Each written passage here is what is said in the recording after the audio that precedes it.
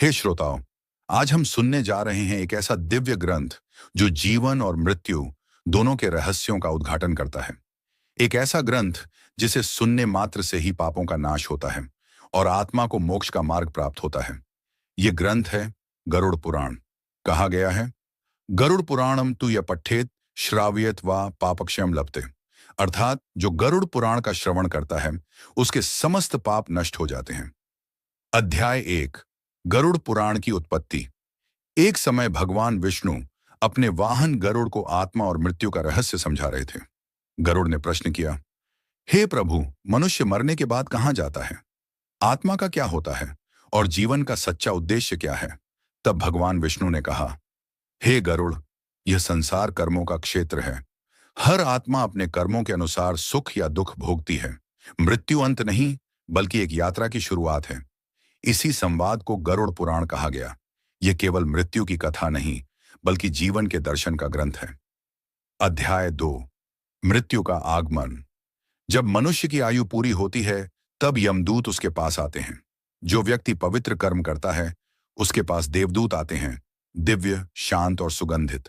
और जो पाप करता है, उसके पास भयावह यमदूत आते हैं, काले, विशाल, ज्वलंत नेत्रों वाले, हाथ में फंदा लिए हुए।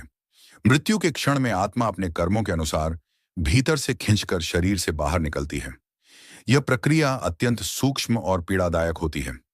भगवान विष्णु कहते हैं, मृत्यु के समय जो मेरे नाम का स्मरण करता है उसे भय नहीं होता और वह मुझे प्राप्त होता है। अध्याय 3, आत्मा का शरीर से निकलना। जब आत्मा शरीर छोड़ती है तो पहले उसके 5 प्राण अपान, व्यान, उदान, समान शांत होते हैं। फिर धीरे धीरे आंखें, कान, जीभ और हृदय की गति रुक जाती है। साधक की आत्मा सिर के ऊपर से निकलती है। यह मोक्ष मार्ग है। सामान्य व्यक्ति की आत्मा नाभि या हृदय से निकलती है और पापी की आत्मा पैरों के तल से बाहर जाती है, जिसे नरक की ओर खींच लिया जाता है। आत्मा शरीर से निकलकर कुछ समय अपने प्रियजनों के आसपास रहती है, उनके रोने और चीत्कार को सुनती है, परंतु कुछ बोल नहीं पाती। यही गरुड़ पुराण में वर्णित भूतावस्था है। अध्याय 4, मृत्यु के बाद के पहले 13 दिन। गरुड़ पुराण कहता है, आत्मा मृत्यु के बाद 13 दिन तक धरती के निकट रहती है। पहले दिन वह भ्रमित रहती है, दूसरे दिन उसे अपने शरीर का त्याग समझ में आता है, तीसरे से 7वें दिन तक वह अपने परिवार को देखती है, कभी रोती है, कभी पुकारती है।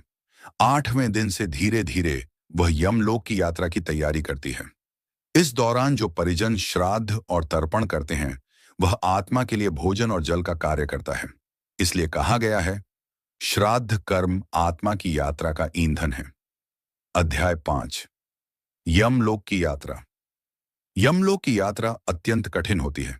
आत्मा को 17 दिन लगते हैं यह मार्ग पार करने में। यह मार्ग 350 योजन लंबा बताया गया है। इस यात्रा में आत्मा को 16 प्रकार की नदियां पार करनी पड़ती हैं। अग्नि की नदी, बर्फ की नदी, कीचड़ की नदी और कांटों से भरे मार्ग। हर स्थान पर उसके कर्मों के अनुसार यातना या विश्राम मिलता है। जो व्यक्ति धर्मात्मा होता है, उसके साथ देवदूत चलते हैं जो मार्ग को सुगम बनाते हैं, परंतु जो पापी होता है उसके चारों ओर अंधकार, भय और भयानक दूत होते हैं। अध्याय 6, यमराज का दरबार। जब आत्मा यमपुरी पहुंचती है तो वहां का दृश्य अत्यंत दिव्य और न्यायपूर्ण होता है। स्वर्ण सिंहासन पर यमराज विराजमान होते हैं। उनके पास धर्मराज रूप में चित्रगुप्त होते हैं, जो हर जीव के कर्मों का विस्तृत लेखा पढ़ते हैं। चित्रगुप्त कहते हैं, हे आत्मन, यह तेरे कर्मों का लेखा है। तूने जो किया उसका फल अब तुझे ही भोगना होगा। फिर यमराज निर्णय सुनाते हैं। धर्मात्मा आत्मा को स्वर्गलोक में भेज दिया जाता है और पापी आत्मा को नरकलोक में अन्यई। अध्याय 7, नरक का वर्णन। 28 नरक। गरुड़ पुराण में 28 प्रकार के नरक वर्णित हैं। हर नरक एक विशिष्ट पाप के लिए है। 1, तमिस्र नरक, पत्नी या विश्वासघात करने वाला। 2, अंध तमिस्र, दूसरों का धन छीनने वाला। 3, रौरव, जो दूसरों को पीड़ा देता है। 4, महारौरव, जो हिंसा में आनंद पाता है। 5, कुंभीपाक, जो जीव हत्या करता है, उसे उबलते तेल में डाला जाता है। 6, कालसूत्र, जहां भूमि अग्नि समान जलती है। 7, असीपत्र वन, जहां पापी को तलवार जैसे पत्तों वाले वृक्षों से काटा जाता है। 8. शालमली, जो झूठा प्रचार करता है उसे कांटों वाले वृक्ष पर लटकाया जाता है। इसी प्रकार 28 नरक, जहां आत्मा अपने कर्मों के अनुसार यंत्रणाएं भोगती है, लेकिन भगवान विष्णु कहते हैं जो जीवन में सच्चे मन से क्षमा मांग लेता है वो नरक से बच सकता है। अध्याय 8, स्वर्ग लोक का वर्णन। धर्मात्मा आत्माएं यमराज के आदेश से स्वर्ग लोक जाती हैं। वहां न दुख है न पीड़ा। वहां दिव्य पुष्प, अमृत, गंधर्वों का संगीत और स्वर्ण महल हैं। वहां आत्मा को अपने पुण्य कर्मों के अनुसार सुख मिलता है, परंतु जब पुण्य समाप्त हो जाता है तो आत्मा को फिर पृथ्वी पर जन्म लेना पड़ता है। यही पुनर्जन्म का सिद्धांत है। अध्याय 9, पुनर्जन्म और कर्म फल।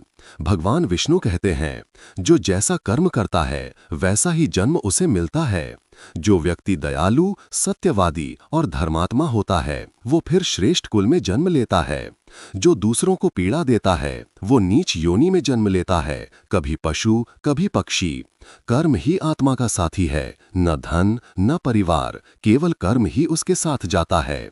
अध्याय 10, श्राद्ध और तर्पण का महत्व।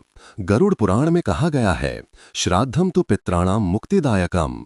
श्राद्ध करने से पितरों की आत्मा को शांति मिलती है। जब कोई व्यक्ति मरता है तो उसके परिजन जो दान, अन्न, जल या तर्पण करते हैं वो सब सूक्ष्म रूप में आत्मा तक पहुंचता है।